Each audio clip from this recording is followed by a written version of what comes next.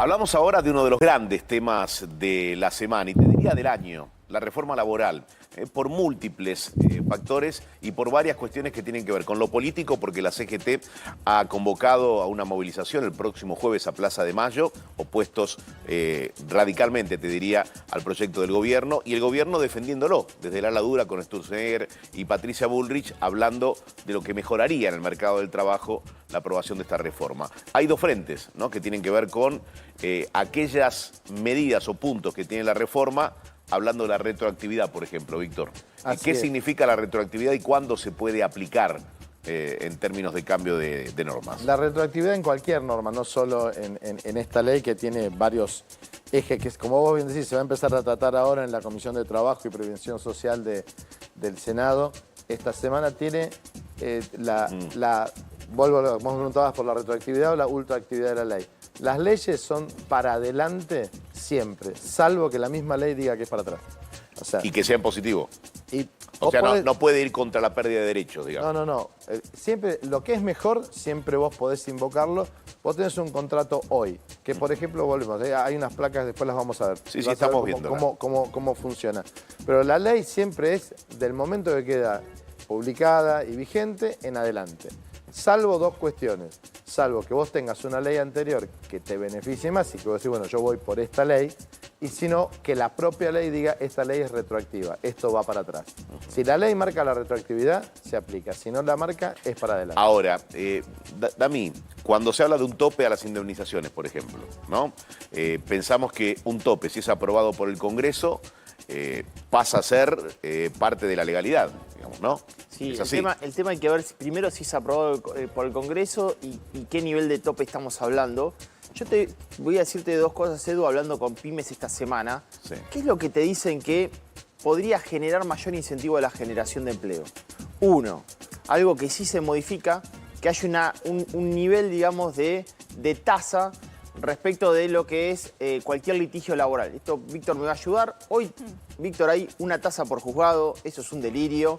Y efectivamente decir, bueno, generar una homogeneidad de yo saber qué me pasa si yo voy a un litigio, me da mayor nivel de previsibilidad frente al accionar de empleado. O sea, la reforma laboral, por sí sola, y con algunos cambios que son los que estamos hablando, no genera puestos de trabajo nuevos.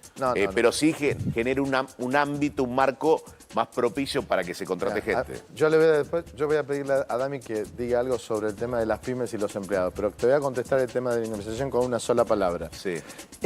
Básicamente lo que hace es se acota la base de cálculo. Hace poquito hablamos acá de un tema, por ejemplo, el tema de Piegari. Sí. Una persona que tenía 9 millones terminó con 200. Entonces, ¿y por qué? Y yo el otro día, yo no hago mucho laboral, pero por la cuestión del trabajo tuve que ir un tema laboral. Y el juzgado que me toca a mí le daba 300. Y el juzgado de enfrente le daba 1.300. 1.300. Porque eran dos cálculos. 1.300. O sea, millones por un lado y por... Está bien. Eso para, pongámoslo en contexto de un restaurante, una pyme. Sí. No, esto era una empresa muy grande y la volteaba. Está bien. Esto es una empresa grande y la volteaba, así vamos a hablar en criollo. Sí. En la semana hubo mucha confusión hablando de tema indemnización, sobre todo para los trabajadores que tal vez tienen 15, 20 años de antigüedad, que estaban escuchando las noticias y decían, pero ¿qué pasa si mañana me despiden? Claro. ¿Me aplica esta nueva ley a mí, a la indemnización, o se va a usar el cálculo con la ley vieja? Porque ahí, te digo, han dicho de todo, que han mareado a la gente. Sí, totalmente. Recordemos que todavía la ley no está aprobada. Está tratándose en comisión a partir de la próxima semana y después llegará al recinto. Recién empieza a tratarse en comisión en el Senado la semana que viene. Sí. Tiene que pasar la comisión, tiene que ir al recinto, tiene que pasar el Senado, tiene que ir a diputados. Falta mucho para acordar, pero lo bueno es que se empieza y que se empieza a dividir, como digo yo, la paja del trigo, y lo que está mal se corrige y lo que está bien se mantiene. Creo que eso es lo que tenemos que empezar a entender. Y hoy, empezar a hablar que si tengo, que si no tengo...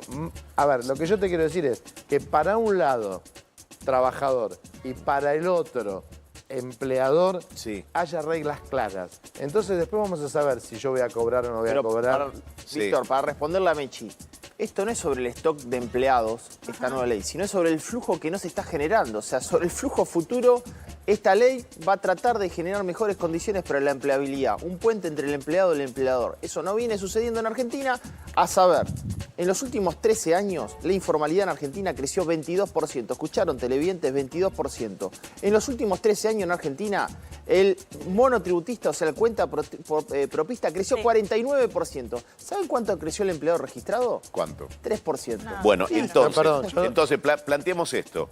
Hablamos de indemnizaciones.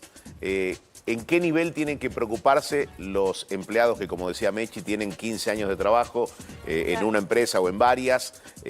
¿Tienen que preocuparse sí o no? Entiendo que no. Lo dijo acá Sturzenegger, dijo, no cambian las indemnizaciones hacia atrás. O sea, pueden poner un tope de 10 años, ponele. No. ¿Sí? O de 10 indemnizaciones, que creo que no, eso no va a prosperar, pero no afecta al que tiene empleo. Ahora, ¿qué es lo que hay que resolver en Argentina? La alta tasa de informalidad. Crear 50%. condiciones para que esa persona que está no registrada laboralmente tenga un empleo y tenga beneficios, aunque se produzca, por ejemplo, un cambio con las horas extras, que es otro de los temas, ¿no? Eso es otro tema. Pero yo el otro día te escuché a vos, Dami, hablar de todos los empleos que no hay en las pymes. Vos pusiste un ejemplo de un kiosco. Sí. La verdad que yo te escuché, a mí me sorprendió. Me gustaría que digas esto que vos dijiste. ¿Qué pasa? Lo que yo cuento, Edu, pero es real el caso, ¿eh? Sí. Se llama Edu, juega conmigo al fútbol. Los jueves tiene un kiosquito. A la mañana atiende la señora, a la tarde atiende la hija. Sí. Dice, Dami, yo podría generar 2 o 3 puestitos de trabajo. O sea, para cubrir distintos turnos. Exactamente, no lo genero porque pongo en riesgo mi capital. Por lo cual, si tengo reforma, modernización laboral y yo no voy a poner en riesgo mi capital, efectivamente voy a poder emplear. ¿Qué es poner en riesgo mi capital? Y esto la ley lo aborda. Se lo pregunté a Patricia Bullrich, que obviamente está en el Senado y está encabezando la estrategia por parte del oficialismo. Sí. Y ojo con tema salario. Hasta ahora, cuando vos tenías un juicio laboral, ¿qué involucraba el salario? Solamente el salario no. No, el todo. almuerzo, el bono. Entonces se hacía una lista enorme de cosas que no eran salario, Edu. Entonces, bueno, unificar esos criterios le da previsibilidad. Tengo el kiosquito, voy a contratar. En situación, digamos, desbordante de un pleito laboral, ¿cuánto me va a costar esto? ¿Pongo en riesgo mi kiosco o no me lo pongo? Caso Piega y es una locura. Sí, bueno, especial. déjame ir al caso del kiosco porque me parece que es muy representativo Claro, es de muy la bueno. economía que vemos todos los días. Exacto. Si Eduardo, ¿no? El kiosquero Eduardo. puede tomar a 2 nuevos empleados. Está cubriendo 2 turnos que quizás no cubría, ¿no? Entonces, él lo va a capacitar a esa persona. Digo, hasta para un kiosco vos necesitas capacitar al Obvio, empleado. Es decir, cierto. mira, se abre de esta manera, se cierra de tal manera, se recibe de tal forma a los proveedores, Los caramelos van hay acá. que controlar de Sí. tal manera la mercadería, esto va acá, la reposición se hace así, el control para saber si te falta alguna mercadería. ¿Vos creés que si a ese empleado nuevo lo capacitaron y es bueno en su función, el kiosquero lo tomó para despedirlo o lo tomó para crecer? Porque todos también queremos crecer. Ahora, cuando vos escuchas que un kiosquero no quiere crecer por temor a un juicio que le van a hacer, esa también es una foto de la realidad. El que no la quiera ver... Buen tema tocaste, porque ¿sabes qué pasa?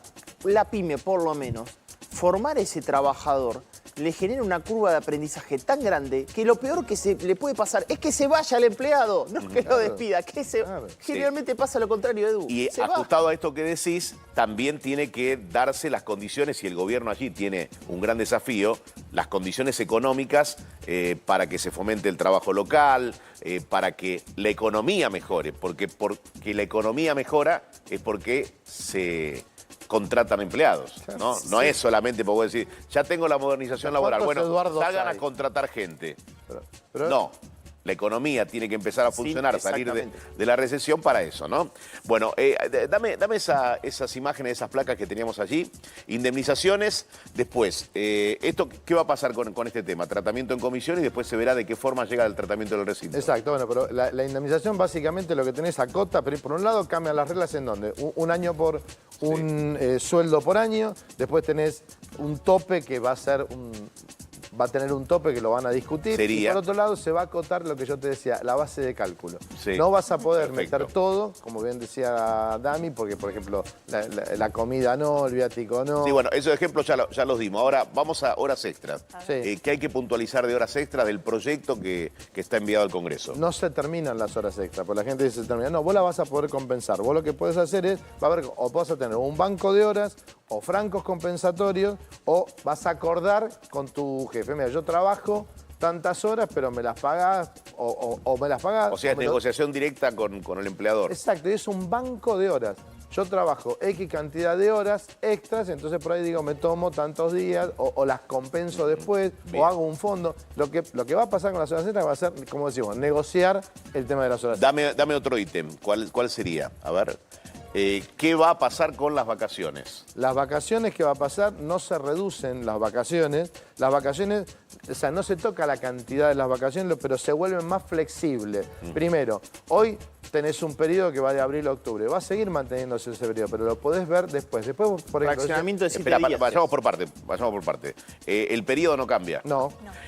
Si vos te corresponden 21 días de vacaciones, lo vas a seguir teniendo. Sí, por supuesto. ¿Cambia el modo en el que te podés tomar esos 21 días? Exactamente, cambia el modo. Primero, vos podés, por ejemplo, si a vos nunca te tocó en verano, no, vos cada 3 años te va a tocar una en periodo de verano, por lo menos una vez cada 3 O años. sea, puede pasar así.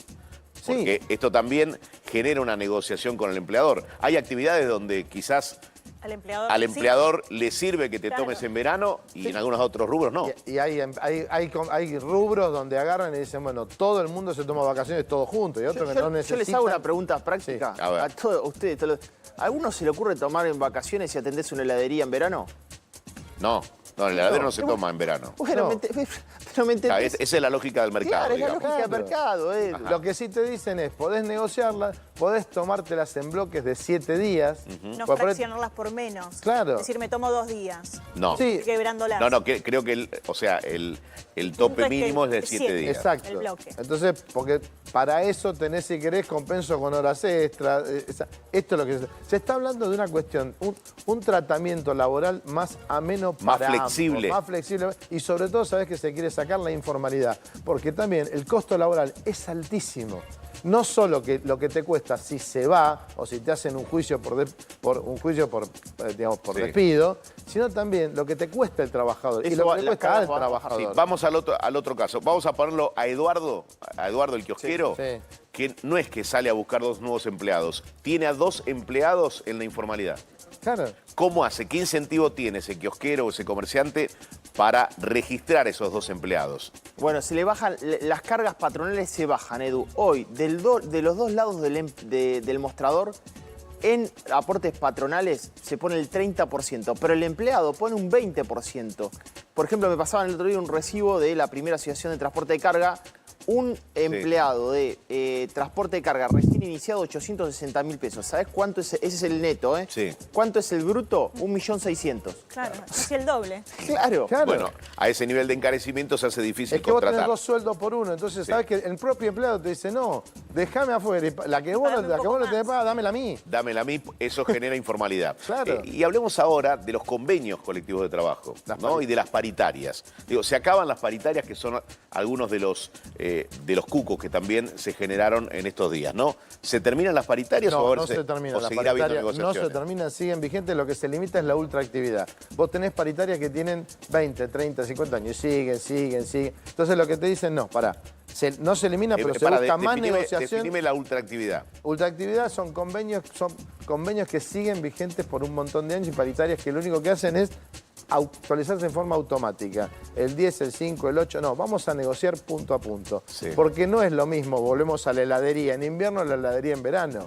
En verano puedo decir, che, me pagas un poco más que trabajo más. ¿Pero Y qué busca el gobierno con hablar de la ultraactividad? De ponerle freno. renegociar todos los convenios vencidos. Hay Es cuando convenios tenés que- varios gremios tenés dentro de una varios misma gremios actividad. con varios convenios colectivos que tenían un Aeronáuticos, ponele. por ejemplo, tenían un tiempo de vigencia, 2, 3, 5 años, se vencieron y siguen usando ese convenio. Bien. ¿Puedo dar otro ejemplo? Sí, dale, y Edu? pasamos a lo siguiente. El año pasado voy a una charla, todos lo conocen, a Fadia Celadero, la Cámara Sí. de Heladería. Voy a la charla, estaba el sindicato de heladeros y los dueños de las heladerías. Yo digo, qué raro que esté el sindicato de heladeros. Le digo, qué raro que esté acá. Es muy raro que ver esto que termine pasando. Y me dice, ¿sabe lo que pasa?